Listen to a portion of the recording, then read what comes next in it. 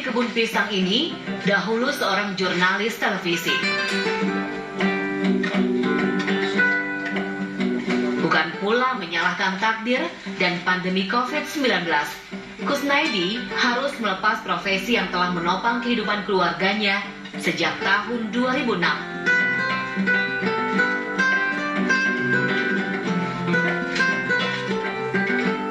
Tetapi inilah takdir ilahi yang justru mengantarkan Kusnaidi melihat potensi lain dalam dirinya, yaitu bertani.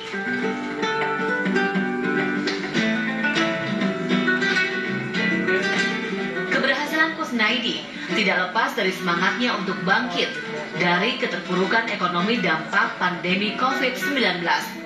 Sikap pantang menyerah yang ditunjukkan pria 35 tahun ini membuahkan hasil.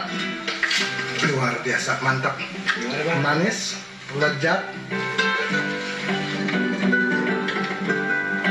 Selain mendapat keuntungan dari tanaman pisang, ia juga ikut menggeliatkan perekonomian petani setempat.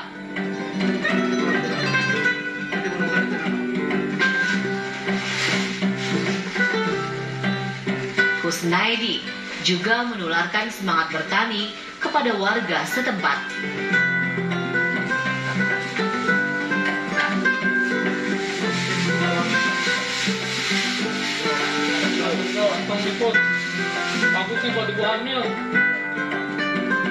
Kusnaidi memanfaatkan lahan tidur di Desa Cileles, Kabupaten Lebak, Banten menjadi produktif.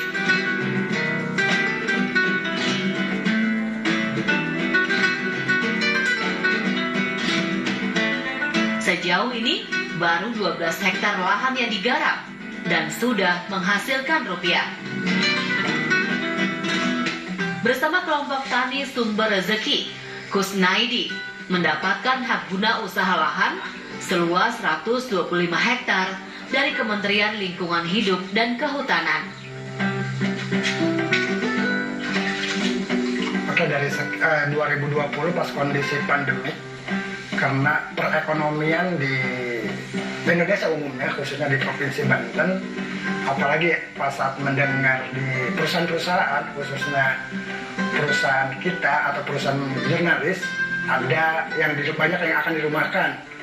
Ketika berbicara akan dirumahkan, ya saya berpikir ke daerah atau di tanah kelahiran. Di tanah kelahiran kami ini masih banyak lahan tidur, lahan yang tidak produktif. Lalu kemudian saya menyimpulkan karena sering komunikasi atau sering wawancara dengan pejabat ya, pejabat provinsi maupun tingkat kota dan kabupaten. Apalagi kalau mendengar Pak Gubernur, kamu asli orang Lebak, ngapain sih kamu harus kerja di Tangerang? Entah sebagai jurnalis maupun sebagai driver atau sebagai ibu rumah tangga. Di daerah kamu ini di Banten wilayah barat itu masih banyak lahan yang tidur. Pria yang akrab disapa Bang Badu ini mencetuskan ide menanam pisang Cavendish atau pisang Ambon putih. Tak hanya itu, ia juga mencarikan dan menemukan pasar untuk penjualan hasil panen. Karena saya ingin mengabdi gitu, ingin mengkaryakan, ingin memproduktifkan lahan yang konon katanya tidak produktif atau lahan tidur. Ketemulah dengan kelompok tani Sumber Rezeki. Nah ternyata ya bisa dikomunikasikan, bisa diajak kerjasama dengan kelompok tani tersebut yang telah memiliki surat HGU dari Kementerian Lingkungan Hidup selama 35 tahun. Dari situ mulai kita kerjasama. Mau diapain sih lahan ini? Ya mau apa adanya aja. Ya kalau bagaimana kalau kita dalam kondisi pandemik seperti ini? Bagaimana kalau kita bisa membantu masyarakat dengan bisnis pertanian, dengan mengelola pertanian yang baik dan yang benar. Ya saya juga bukan orang pertanian, tapi kita sharing dengan masyarakat, kita penyuluhan dengan masyarakat. Alhamdulillah bisa ketemu dengan kelompok tani Sumber Rezeki yang diketahui oleh Pak Angling. Dari 1 hektar lahan bisa menghasilkan 40 ton pisang Cavendish. Sejak awal memulai usaha pertanian ini, Kusnaidi dan rekan-rekan sudah berhasil panen pada bulan Februari lalu. Hasilnya ternyata sangat memuaskan. Dengan pengelolaan yang baik, tentu bisa mendongkrak pendapatan masyarakat. Ya, bedanya sekarang sama dulu. Kalau sekarang tani itu, kita tani cuman setaran paran aja gitu, nggak bisa yang diarahkan ke suatu investor atau pembeli atau pasar yang sudah pasti. Ya, kapan saja menanam dan kapan saja kita memanen, tapi untuk penjualan pasar belum ada.